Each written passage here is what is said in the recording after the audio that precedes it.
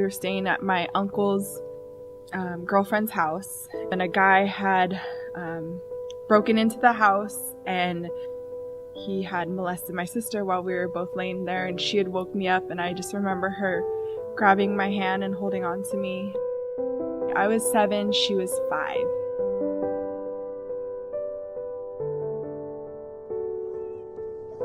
A few years after that, I was playing at my friend's house after school, and we were playing tag at the park. I was teamed up with her brother's friend, and he ended up raping me in this big bush that was like you could climb inside of it, and we were hiding. And I never said anything to anyone because I didn't really know what had happened, like what it was that he did to me. I just knew that it scared me and I was in pain.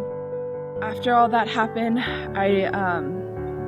I just kind of became a loner. I became a total tomboy. I was trying to just like hide myself, I feel like, and just really trying to, I don't know, I felt really uncomfortable and not like the little girl I was before all this happened. Then I started hanging out with a lot of the wrong crowd, just the older kids mainly. I started smoking weed when I was 12. Around 14 was the first time that I did cocaine. Right after that, actually, I started getting into crystal meth, drinking on the weekends, partying. I graduated from high school, although my addiction had it just got out of control. I wasn't working, I was selling drugs, I was living out of my car. I didn't talk to my family at that point. I'd pretty much cut my ties with all my family. The only person I talked to was my mom, and that was mainly because I would lie to her and she would believe me. I knew that I couldn't go a day without drinking or smoking weed or doing cocaine or doing speed. It was just a constant emptiness. And I went from not being that way to just being in the full mix of it. I didn't seem like a gradual increase, like it just went from 0 to 100, and before you know it, I couldn't stop, and I didn't know how to stop, and I didn't know who to turn to so that I could stop.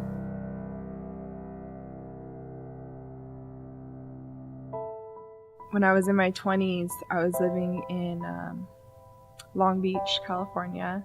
I was selling drugs, and I was staying at my friend's house. He had kind of become my best friend, and there was one other guy in the house, and he shot and killed him.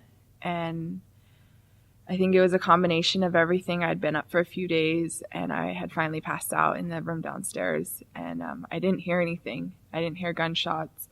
So long story short, the next morning I ended up going upstairs and finding him, and I never would have imagined ever experiencing something like that. I grew up in a small island. I knew that I was living that kind of lifestyle, but I just never expected something like that to happen. It changed my life. It scared me to death. My family had tried so much to reach out to me over these past, 8 years, just begging me to get clean and sober, and nothing mattered to me. I mean, it's not that I didn't love them, but just nothing they said or did would have gotten me to stop until that day. That day changed my life. I called my mom, who I hadn't talked to in a while, and told her to come get me.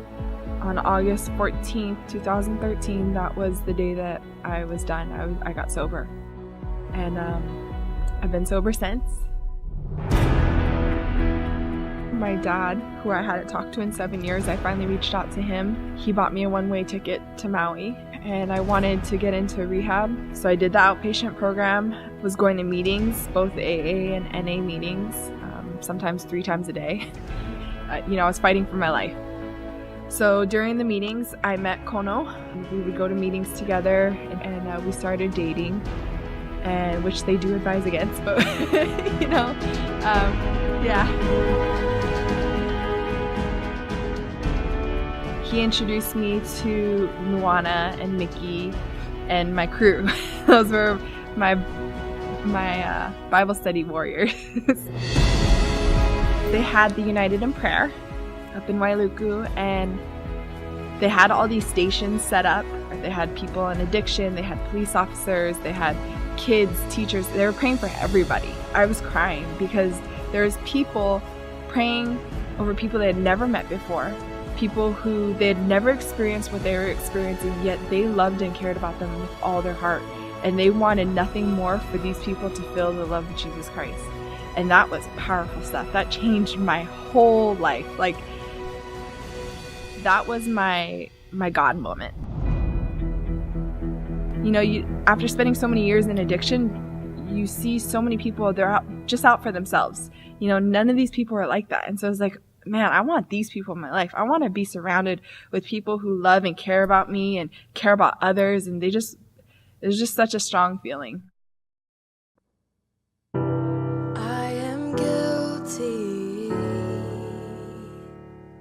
And then I decided to get baptized, decided to turn my life over to Jesus Christ. We went up to Iao and the girls from my Bible study all baptized me. Oh gosh, it was amazing. Now that I have Christ in my life, it's just been blessing after blessing. You know, I no longer feel alone. Praying has been the biggest thing in my life. Having my family back in my life, they all talk to me. You plead my cause. You right my wrongs. I think God protected me that night. Looking back at it now, we were both within that house and we both could have gotten killed. And for whatever reason, I wasn't. I think that's been a big push since I got sober and Jesus came into my life to fight for that, because I believe that I'm going to change lives by sharing my story.